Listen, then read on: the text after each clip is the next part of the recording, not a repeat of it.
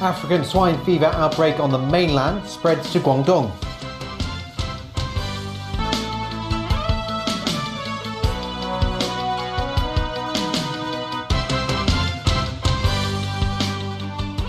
Hello and a very good evening. Mainland authorities remain on high alert after an outbreak of African swine fever spread to Guangdong province. While the virus is believed to only infect pigs, it's worrying as China is the world's top pork producer. No, it hasn't been snowing in Zhuhai. That's disinfectant powder outside a slaughterhouse now under quarantine. Orders have been posted around the site, reminding people that live pigs and pork products within a 3-kilometer radius cannot be brought into the area. Yesterday, mainland authorities confirmed 11 pigs at a slaughterhouse had died after being infected. The pigs were supplied by a farm in Foshan. This official on animal health said it took time to confirm the cases when asked if the government had tried to hide the infections. Nearby butchers, though, were informed days ago to stop selling pork. Chinese state media reported at least 630,000 pigs have been culled across the country since the outbreak started at the end of September. As the virus spread to Zhuhai, nearby Macau is worried about stabilizing pork supplies. While authorities stressed people won't contract African swine fever by eating pork, a doctor warned of potential health risks. If this kind of viruses somehow got genetic material exchange with human seasonal influenza viruses, if this happens periodically, later on, the viruses can somehow being transmitted or with the ability to affect human beings and causing illness. As a precaution, the Hong Kong government has strengthened cleaning and disinfection, including cleaning trucks that carry livestock. The city's highest court has granted leave for Donald Tsang to appeal against his conviction. The disgraced former chief executive is spending time in jail after being found guilty of misconduct in public office. Here's Kenneth Chu. Donald Tsang entered the Court of Final Appeal this morning with hopes to clear his name. His family continued to show their support for the former CE, who earlier appealed and had his jail term reduced to 12 months for misconduct in public office. Senior counsel Claire Montgomery represented the former CE.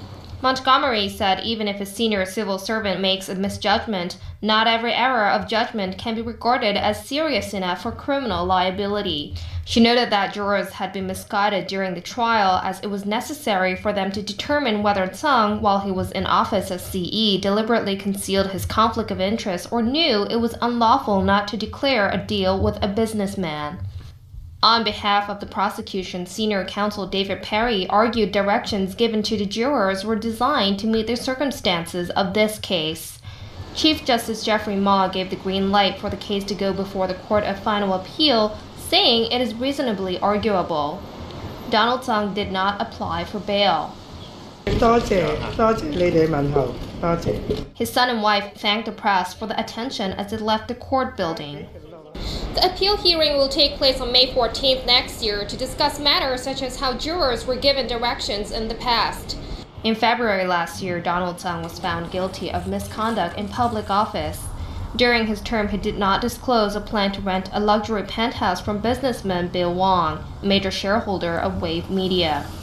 The company was later granted a digital radio license that the leader approved. Kana Chu, TVB News. The prices for some of the MTR monthly passes and discounted tickets will go up on January 2nd next year. The MTR Corporation announced the price hikes this afternoon. The prices for 5 types of monthly passes will increase by $10 to $15. One of the most popular products, MTR City Saver, which offers 40 rides within 40 days between designated stations, will cost $435. That's $10 more expensive than the current price. In addition, the 3% rebate for every octopus trip will also stop from January next year. And some troubling news on the Hong Kong Station extension. The government issued late last night a statement saying that 3 coupler connections at a new platform slab did not meet standards. Haley Joe reports. Questions on structural safety continue to loom over the Hong Kong station extension, particularly after a government statement on test results on 3 rebars during a random sampling check which involved cracking open concrete of a platform slab. That slab is in Area B of the East-West Line platform under construction at the future Hong Kong station of the Sha Tin to Central Link project. When a rebar is fully screwed into a coupler, only a maximum of 2 full threads can be exposed. Yet there were more than 2 full threads for all 3 exposed coupler connections. That failed to meet the coupler supplier's standard. Also, the 3 exposed threaded bars were only screwed in 29, 34 and 34 millimeters, respectively. Were steel bars cut short? The MTR Corporation rejected the suggestion.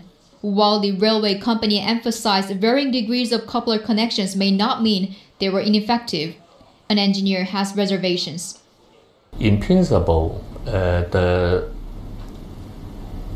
capacity of the coupler should be still adequate from the structural point of view.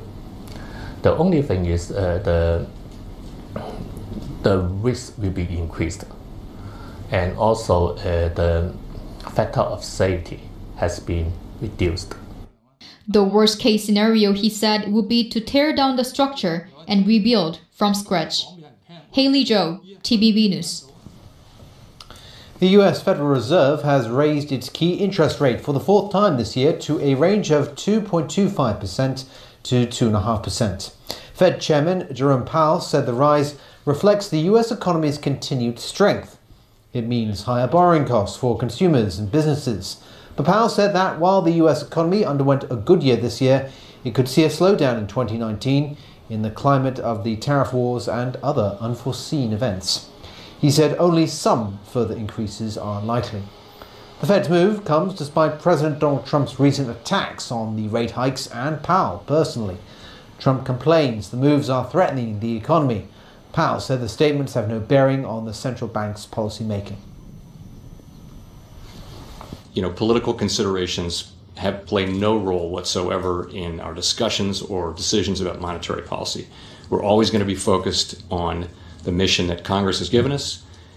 We have the tools to carry it about. We have the independence, which we think is essential to be able to do our jobs in a non-political way. And we at the Fed are absolutely committed to that mission, and nothing will deter us from doing what we think is the right thing to do. Meanwhile, the Hong Kong Monetary Authority has raised the base interest rate by 25 basis points for the 4th time this year. That follows the US Fed's decision to raise its benchmark interest rate. The HKMA's chief executive urged the public to prepare for a possible economic downturn. Conditions are still full of uncertainties with increasing downside risk. And I would like to remind the public again to manage the risk prudently. The effects of China-US trade dispute have not yet reflected. However, investment and business sentiment has worsened. Hong Kong equities have declined significantly since end January this year. The index has declined by more than 10% year to date, before stabilizing recently. The Foreign Ministry in Beijing said today a Canadian woman is undergoing administrative punishment for working illegally in the country. This after reports that a 3rd Canadian has been detained in China. But Canadian Prime Minister Justin Trudeau says the case doesn't seem to be retaliation for Canada's recent arrest of a top Chinese tech executive. Alan Buckner reports. 46-year-old Meng Wanzhou, the chief financial officer of Huawei, was arrested in Vancouver on December 1st at the request of U.S. authorities. They want her extradited to face charges that she and her company misled banks about the company's business dealings with Iran. She's currently out on bail. Her detention set off a diplomatic spat with Canada caught in the middle. 9 days later, Chinese authorities detained 2 Canadians on vague suspicions of engaging in activities that endanger national security. The Canadian government has not identified the 3rd Canadian being detained in China, though Canadian media has said the person is a female English teacher. But Canadian Prime Minister Justin Trudeau said this latest arrest doesn't fit the pattern of the previous two and raised the possibility of it being a visa issue. We have to remember there are tens of thousands of Canadians who live, travel, work in China in any given year. There are obviously regular situations where Canadians require consular assistance. We are, of course, taking any and every situation seriously, as we always do. Is that every case is different. It requires a complex approach that is a combination of multiple different elements. But Trudeau said at this point he's not willing to escalate his concerns with President Xi Jinping. We have engaged in a very, very thoughtful way on trying to get the best outcome. And sometimes politicizing or amplifying the level of public discourse on this may be satisfying in the short term, but would not contribute to the outcome we all want, which is for Canadians to be safe and secure. U.S. President Donald Trump complicated matters earlier by saying he might intervene if it would help clinch a trade deal with China. That was much to the consternation of Canadian officials who insist the Huawei CFO's arrest was not political and they were just following their obligations under the extradition treaty. Alan, TVB News. And US President Donald Trump has begun what will be a total withdrawal of US troops from Syria. That announcement was made on the internet after Trump declared US troops succeeded in their mission to defeat the Islamic State group. But critics worry about the three key issues. The move could trigger a resurgence of Islamic State, undercut US leverage in the region, and undermine diplomatic efforts to end the Syrian civil war, which is now in its 8th year. Trump made the decision against the advice of his own administration, and lawmakers are calling it disastrous. And the US Senate averted a federal shutdown after it approved legislation to temporarily fund the government. This came after President Trump backed off his demand for money for a border wall with Mexico. Just last week, Trump said he would be proud to shut down the government over his demand for a $5 billion for the wall. Still, the measure will only keep the government running until February 8th. Without it, more than 800,000 federal workers would have been furloughed or forced to work without pay just days before Christmas. And still ahead. Jeremy Corbyn denies calling Theresa May a stupid woman. Flight chaos at London's Gatwick Airport after drones caused runways to close. And Macau marks the 19th anniversary of its return to Chinese rule.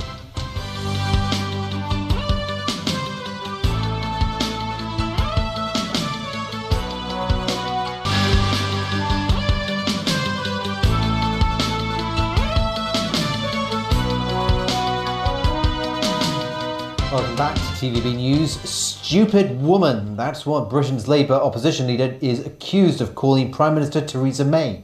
Even though Jeremy Corbyn swears he didn't use that slur, many in the House of Commons are outraged. Sonia Artero reports.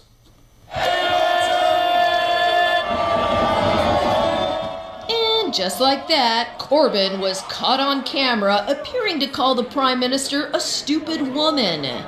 Here's what triggered the row. Corbyn had just expressed anger over May's decision to postpone a vote on the Brexit divorce deal with the EU. That's when May humiliated Corbyn as a man no one supports. Look behind you! They're not impressed and neither's the country! If you slow down the video, it appears he's saying stupid people, and that's the story he's sticking with. I referred to those who I believe were seeking to turn a debate about the national crisis facing our country into a pantomime as stupid people. I did not use the words stupid woman about the Prime Minister or anyone else. But other MPs refute that and demand an apology. this year, when we've been celebrating 100 years of women getting the vote, do you think it's appropriate language, can I ask my right honourable friend, to call people a stupid women in this chamber? I saw it, sir. I saw him say it. Yeah. If it was one of my male colleagues on this side of the House that had used that expression against a woman on the front bench on the opposition, then you, sir, would take action immediately. Would it not be appropriate for him to come back in the chamber and apologise? But the Speaker of the House of Commons denied seeing Corbyn utter such words.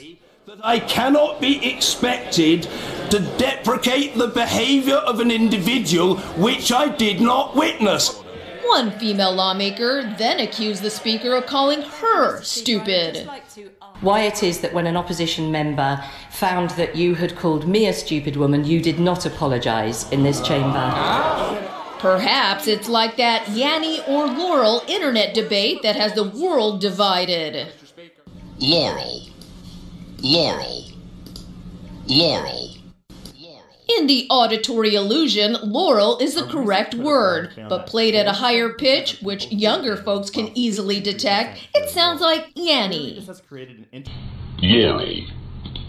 Yanny. But when you listen to it with the pitch brought up 30%, you will likely hear Laurel. Laurel. Laurel. So maybe Corbyn did say stupid people. We'll leave it to you to decide, or better yet, it's Christmas. Let's just debate how to celebrate the holidays. Sonia Artero, TVB News. Staying in the UK now, and London's Gatwick Airport remained closed this morning after 2 drones were spotted flying above the airfield. About 10,000 passengers were delayed, diverted or stuck on planes. The airport is Britain's second busiest by passenger numbers. It closed its runway last evening after 2 drones were spotted. The airport reopened briefly at about 3 this morning, but shut 45 minutes later after further sightings. Police believe it's a deliberate act, but not terror-related. They don't want to shoot the drones down because of what may happen to stray bullets. Any problem at Gatwick causes a ripple effect throughout Britain and continental Europe. The European Union is investigating years of cyber hacking of its diplomatic communications, allegedly by Chinese hackers. The European Commission made the announcement following a report in the New York Times that a cybersecurity firm discovered the leak. It gave the newspaper more than 1,000 cables of leaked memos between EU diplomatic staff. They showed worries about the Trump administration struggles to deal with China and Russia, and a threat of Iran restarting its nuclear program. The hackers also reportedly infiltrated networks of the United Nations and foreign and finance ministries worldwide. The cybersecurity firm believes the hackers worked for the People's Liberation Army. Back locally, police took a robbery suspect to Tsim Sha Tsui this morning for a crime scene reconstruction. Only yesterday the suspect was handed over to local police by mainland authorities. The 26-year-old was taken to a shopping centre where a watch store was held up by a robber in September. Officers also took the suspect to China Hong Kong City today as part of their investigation. On September 30th, a man dressed in a suit entered the watch store posing as a customer. He threatened the shopkeepers with what was eventually found to be an air pistol and grabbed watches valued at about $60,000. Investigators also found that the robber had fled to the mainland by way of Macau. The suspect was arrested on the mainland in October. He remains in detention in Shenzhen until yesterday when he was handed over to Hong Kong police. And Macau celebrates 19 years since its return to Chinese rule. As usual, a flag-raising ceremony at Golden Lotus Square this morning. The ceremony was attended by 350 guests, including key officials and the enclave's chief executive, Fernando Choi. Choi, who's been in office since 2009, promised to make smooth arrangements for next year's chief executive election. He also pledged to promote Macau's basic law and safeguard national security. And that's the news. Thanks for watching.